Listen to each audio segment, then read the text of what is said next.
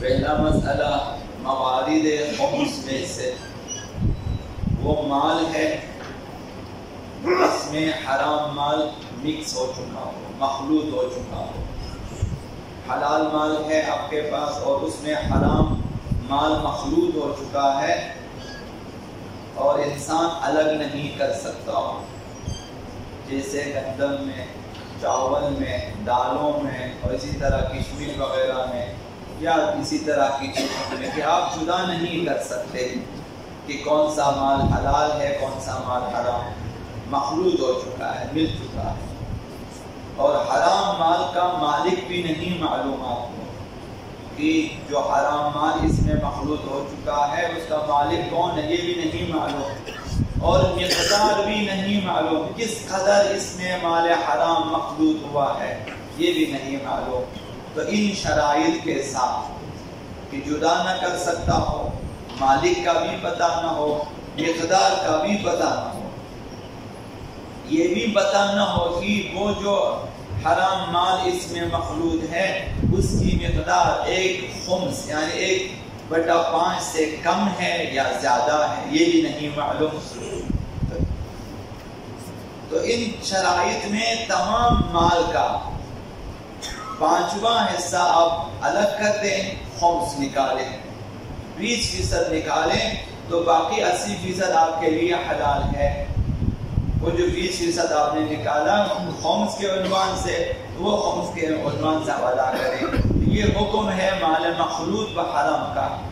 کہ حلال مال میں حرام مال اس طرح سے مخلوط ہو جائے، اس کا یہ حکم ہے، مالک بھی پتہ نہ ہو، مقدار بھی پتہ نہ ہو اور جدا بھی نہ کر سکتا ہو۔ تو اس کا راہ حل یہ ہے کہ 5واں حصہ آپ جدا کریں گے تو 4 حصے آپ کے لیے پاک ہیں۔ اور احتیاط واجب کی بنا پر ضروری ہے کہ کسی ایسے شخص کو دے جو خمس اور رد مظالم کا مستحق ہو، جو خمس کا مستحق ہو، جیسے مثلا مال سعادت آپ دینا چاہتے ہیں حضرت ایت اللہ سیستانی کے نزدیک، انہوں نے پہلے سے اجازت دے رکھی، آپ کسی بھی مستحق نادار سید کو آپ خود دے سکتے ہیں، تا ان 1 سال کے خرچے تک آپ انہیں دے سکتے ہیں، 1 سال کے اندر جتنے ان کے اخراجات ہوتے دے سکتے ہیں، یا جہاں پہ رد مظالم کا مستحق ہو، یا پھر آپ کے لیے یہ ہے کہ کسی ایسے وکیل کو دیں جس کے پاس رد مظالم اور سہم امام اور سہم سادات وغیرہ جمع کرنے یا جمع کر کے خرچنے کی اجازت ہو اس کے پاس، تو یہ آپ کے لیے راہ حل رد مظالم، تو تاکہ اگر خمس تھا وہ بھی ادا ہو جائے گا، رد مظالم تھا وہ بھی ادا ہو جائے گا، تو لہذا یہ احتیاط واجب قرار دیا ہے۔ اور 5واں مورد جہاں پہ خمس واجب ہے وہ جواہرات ہیں جو غوطہ خوری کے ذریعے حاصل ہو جاتے ہیں،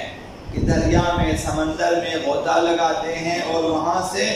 جو ہے مرجان، لؤلؤ، موتی وغیرہ نکال لیتے ہیں، تو اگر اس کی قیمت 18 چنے سونے کے برابر ہو جائے، چنے کا دانہ ہے 18 سونے کے چنے، سونے کے اس کے برابر ہو تو اس کا خمس ادا کرنا واجب ہے۔ وہ جو اخراجات ہے جسے آپ نکالیں گے غوطہ خوری کے اخراجات، اس کے بعد باقی جو مندہ جواہرات ہیں اس کا آپ خمس نکالیں گے۔ اگر اس کی قیمت 18 چنے دانے کے برابر، سونے کا دانہ ہو مثلا 18 چنے اس کے برابر، تو خمس ادا کرنا اس کا واجب ہے۔ اگر کوئی شخص خمس نہیں دیتا، معاشرے کی بدبختی یہی ہے،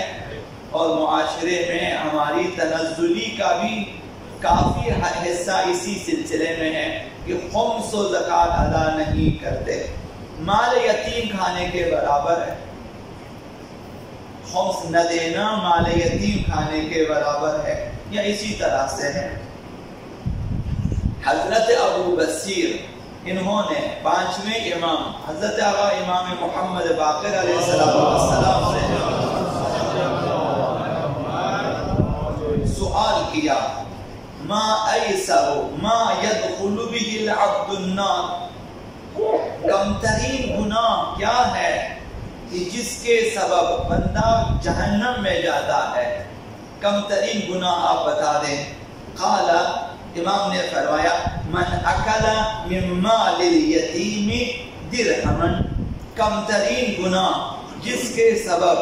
انسان جہنم میں جاتا ہے وہ یہ ہے کہ کسی یتیم کے مال میں سے 1 درہم کھا لے۔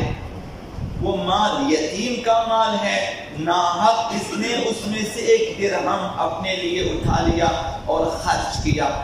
تو یہ وہ کم ترین گناہ ہے جس کے سبب انسان جہنم میں جاتا ہے۔ اور امام نے اسی مورد میں فرمایا، خمس کے مورد میں، وَنَحْنُ الْيَتِيمِ، وہ یتیم ہم اہل بیت ہیں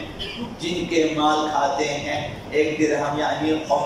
خمس سعادات، خمس امام، یہ سب اہل بیت کے ہیں، اس میں سے 1 درہم کھا لیا تو اس نے یتیم اہل بیت کا مال کھایا ہے، اور یہ کم ترین گناہ ہے۔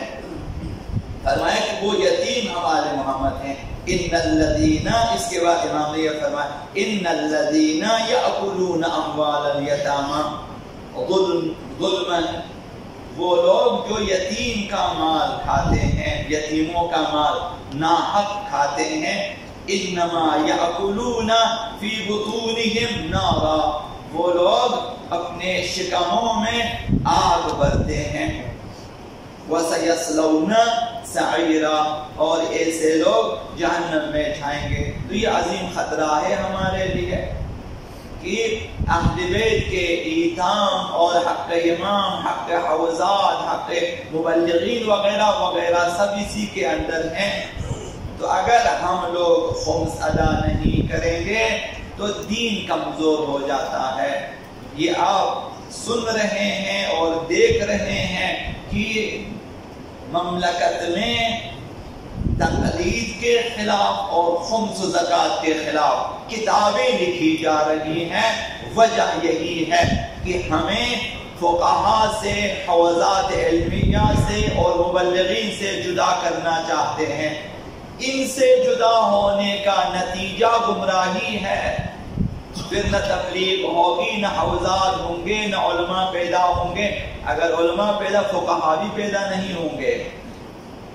تو اس لیے امام نے فرمایا کہ وہ یتیم ہم لوگ ہیں، یعنی ہمارے مال میں سے ناحق 1 درہم کھا لیا تو وہ کم ترین گناہ ہے جس کے سبب وہ جائے گا جہنم۔ یہ تو 1 درہم کی بات ہے،